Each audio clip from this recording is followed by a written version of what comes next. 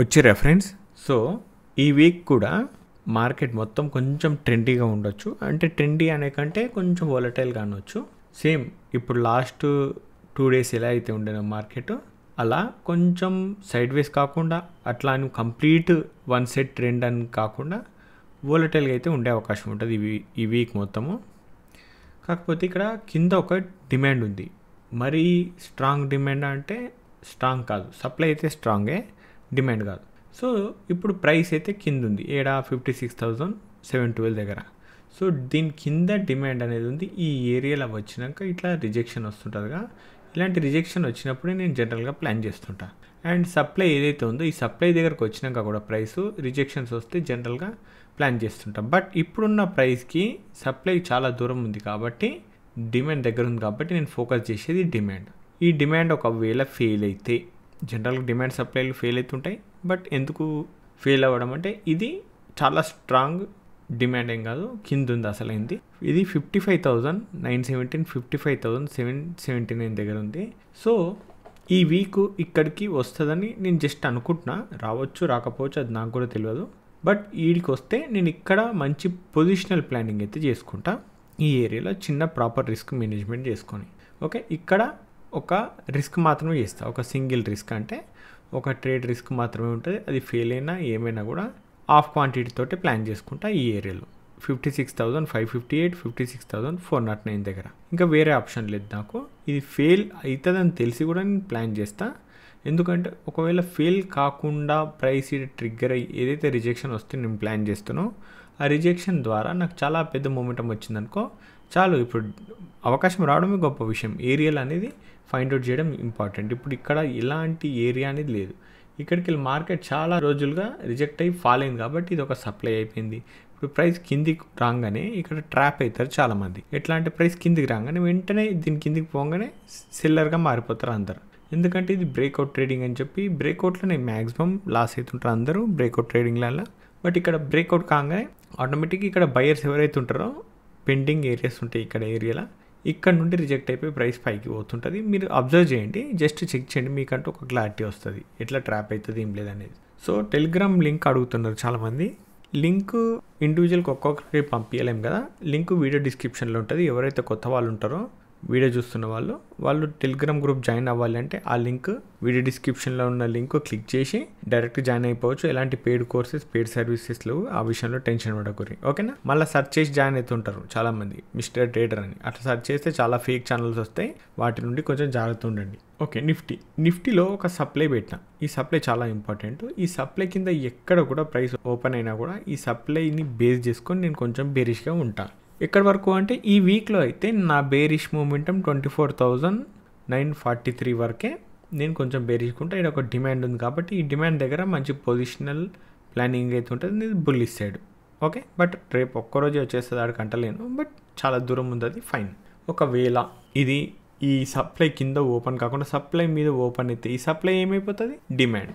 So ఏమవుతుంది, ఇక్కడ మీద ప్రైస్ ఉంది అంటే మళ్ళీ కిందికి వచ్చి ఈ డిమాండ్లో రిజెక్షన్ ఈడ్ ఇవ్వచ్చు, మీదనే టచ్ కాగానే ఇవ్వచ్చు, కంప్లీట్ డీప్కి వచ్చి కూడా కింద ఇవ్వచ్చు. సో ఎటు అయినా సరే రిజెక్షన్ కోసం వెయిట్ చేస్తే ఇక్కడ నుండి మళ్ళీ రిజెక్ట్ అయితే నేను బుల్లిష్ సైడ్ ఉంటా. అంటే రిజెక్ట్ అయితే ఇది మీదికి వెనక బుల్లిష్ ఉండడు కాదు, కిందికి వచ్చి కింద ఇలా ఈ జోన్లో నాకు బుల్లిష్ క్యాండిల్ పడితే ఒక రిజెక్షన్ క్యాండిల్, అప్పుడు బుల్లిష్గా ఉంటా, ఓకే ఫైన్. ఎక్కడి వరకు చూడు, 25,409 వరకు నేను బుల్లిష్గా ఉంటా. ఇది ఒక సప్లై, ఈ సప్లై చాలా ఇంపార్టెంట్ నాకు, ఓకేనా.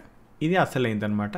ఇది 25,548 25,524. అంటే ఈ orange colour lines light green lines ఏవైతే ఉన్నాయో అవి డైలీ మారిపోతాయి. ఇట్లా dark red colour and dark green colour ఏదైనా పెడతాను కదా, ఇట్లాంటి డార్క్ కలర్ ఉంది ఇక్కడ, అలాంటి dark green dark red colour ఉంటేనే అవి ఉంటాయి, అవి టచ్ అయ్యేంత వరకు. Clear, fine. సో సిమిలర్గానే సెన్సెక్స్లో అనేది ప్యాటర్న్ క్రియేట్ చేసింది. బట్ ఇక్కడ కూడా సప్లై కింద ఉంది, ప్రైస్ సప్లై కిందనే ఉంటే ఇది సప్లైయే, నేను కొంచెం బేరిష్గా ఉంటాను. కానీ సప్లై మీద క్లోజ్ అయినా అంటే ఇట్లా పోయి క్లోజ్ అయినా కూడా మీద ఓపెన్ అయినా కూడా ఈ సప్లై కాస్త డిమాండ్ అయిపోతుంది కదా జనరల్గా. మనం అప్పుడు డిమాండ్ మీద ఫోకస్ చేస్తే ఇక్కడ రిజెక్షన్ వస్తేనే ఇక్కడ నుండి నేను కొంచెం బుల్లిష్గా ఉంటా, ఓకే. లేదు ఫ్లాట్గా గ్యాప్ డౌన్ అయిపోయి ప్రైస్ ఈ సప్లై కిందనే ఉంటే మేబీ ఇది డౌన్ సైడ్ వచ్చేటప్పుడు నాకు చిన్న సప్లై అంటే వీక్ ఉంటాయి అనమాట. ఈ ఏరియాలో మొత్తం ఏది క్రియేట్ చేసినా కొత్తగా వీక్ ఉంటాయి. బట్ ఈ ప్రైస్ పోయి మళ్ళీ టచ్ అయితే నేను సెల్లింగ్ ప్లాన్ చేస్తా, ఓకే. కానీ మధ్యలో ఈ ఏంటంటే ఓపెన్ అయ్యి కింద వీక్ సప్లై ఉన్నా కూడా దాని నుండి నేను కొంచెం బేరిష్గా ఉంటా 81,795 వరకు. ఇది చిన్నదే రేంజ్, బట్ అది ఇంపార్టెంట్ డిమాండ్. క్లియర్ కదా? ఫైన్. క్రూడ్ ఆయిల్లో ఒక సప్లై ఉంది, అది 5,910, 5,888. ఈ సప్లై ట్రిగ్గర్ అయితే అయింది, బట్ ఇది డైరెక్ట్ గ్యాప్ డౌన్ ఓపెన్ అయింది అనుకో. జనరల్గా ఈ మధ్య అట్లనే అవుతుంది కదా, ఈడ ట్రిగ్గర్ కాగానే గ్యాప్ డౌన్, ఈడ క్లోజ్ కాగానే నెక్స్ట్ గ్యాప్ డౌన్, ఇట్లా గ్యాప్ డౌన్ అవ్వచ్చు. కాకపోతే ఛాన్స్ తక్కువ ఉంది. ఉన్నప్పటికీ కూడా ఇప్పుడు ఫ్లాట్గా ఓపెన్ అయిందనుకో మళ్ళీ టచ్ చేసి రిజెక్షన్ కూడా రావచ్చు. ఈ బుల్లిష్ మూవ్ ఏదైతుందో దాని కిందికి కూడా రావచ్చు, ప్రైస్ ఛాన్స్ ఉంది. కానీ ఈ సప్లై ఏంటంటే మీద ఓపెన్ అయిందనుకో క్యాండిల్ కొంచెం డేంజర్ అనమాట. ఈ సప్లై బ్రీచ్ అయిపోయినట్టే లెక్క. ఓపెన్ అయ్యి మీదనే క్లోజ్ అయింది అంటే ఇది రీటెస్ట్ చేసి మళ్ళీ బుల్లిష్ సైడ్ పోయే ఛాన్స్ ఉంటుంది. ఇదంతా చూడండి, ప్రైస్ చూడండి ఎన్నిసార్లు రిజెక్ట్ అయిందో. ఆల్రెడీ 3 సార్లు రిజెక్ట్ అయిన ప్రైస్ ఈడ ఇప్పుడు టెస్ట్ చేసిందంటే ఇప్పుడు కూడా రిజెక్ట్ అవుతుంది అనుకోవచ్చు, బట్ వీక్ అయిపోయింది ప్రైస్. అయినప్పటికీ కూడా సప్లైలానే ట్రీట్ చేయాలి కాబట్టి ఈ సప్లై ప్రస్తుతానికి నాకు దీని మీద క్లోజ్ అయితేనే క్యాండిల్ 15 మినిట్స్ క్యాండిల్, అప్పుడు నేను ఇక్కడ నుండి బుల్లిష్గా ఆలోచిస్తాను. కానీ జనరల్గా అయితే ఆలోచించాను. ఫైన్. న్యాచురల్ గ్యాస్లో ఇది చూడండి 297 అండ్ 295 అనేది ఒక సప్లై. ఇది చాలా ఇంపార్టెంట్ సప్లై, నాకు ఆడ ప్లాన్ చేస్తాను నేను జనరల్గా. అండ్ ఆ సప్లై దాకా పోవాలి ప్రైస్ అంటే ఇట్లా పోదు డైరెక్ట్ పోవాలంటే చిన్న ఇంతో అంత స్ట్రాంగ్గా ఉన్న డిమాండ్ కావాలి. అవే ఇవి 282.2, 280 ఇదొకటి, కింద 275 అండ్ 274 ఈ రెండు డిమాండ్ నుండి రిజెక్షన్ అయ్యి పైకి పోయే అవకాశాలు ఉంటే ఓకే, నేను బయింగ్ చేస్తా అనట్లేదు. ఇక్కడ జస్ట్ ఇక్కడ నుండి పైకి పోయే అవకాశం ఉంటుంది కాబట్టి చాలా తక్కువ క్వాంటిటీ. అంటే నేను తీసుకునేది 10 లాట్లు అంటే 20%, అంటే 2 లాట్స్ తీసుకుంటే జనరల్గా ఈ బయింగ్ ఏరియాలో. ఎందుకంటే అంత రిస్క్ చేయాలి. ఇవి బయింగ్ చేయాల్సిన బయింగ్ ఏరియాలు కాదు. సప్లైని ట్రిగ్గర్ అవ్వాలంటే చిన్న చిన్న డిమాండ్లు అనేది సపోర్ట్ చేయాలా. ఆ డిమాండ్లు అనేది ఇదొకటి, కింద ఒకటి ఉంది. ఈ రెండు డిమాండ్ల దగ్గర రిస్క్ చేస్తా చిన్నగా సప్లై వరకు. సప్లై దగ్గరకు వచ్చినాకనే నేను నార్మల్ క్వాంటిటీ ప్లాన్ అనేది చేస్తా సెల్లింగ్ గురించి. క్లియర్? ఇది సప్లై ఇంపార్టెంట్, కింద డిమాండ్ కూడా ఉండొచ్చు కానీ దూరం ఉంది. 246, 245 దగ్గర ఉంది, చిన్నదే బట్ దూరం ఉంది. అంతవరకు అంటే చాలా రోజులు పడుతుంది కాబట్టి మనం ప్రస్తుతం ఉన్న మార్కెట్ ప్రైస్ ఏం చెప్తుంది ఏం లేదు అదే చూసుకోవాలి. సిల్వర్ మైక్రోలో ఏం లేవు, ఒక చిన్న డిమాండ్ ఉంది, చిన్నదే బట్ నియర్ బై ఉంది.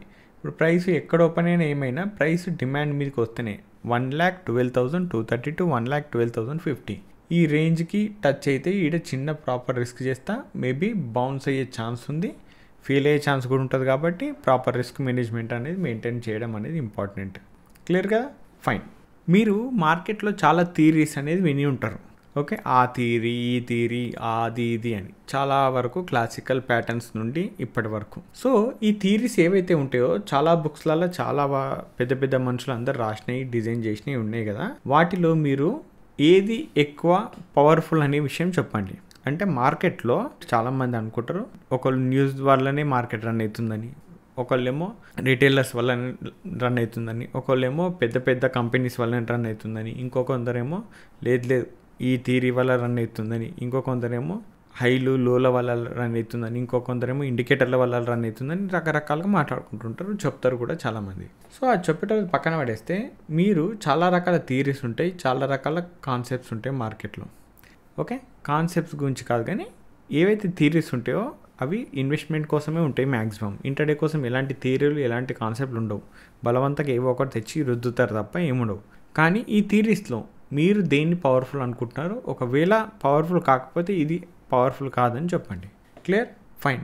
సో ఫ్రెండ్స్, ఈ వీడియోలో మాత్రం ఇంతే. మళ్ళీ నెక్స్ట్ వీడియోలో మళ్ళీ కలుసుకుందాం. అంతవరకు ఉంటాను. బాయ్.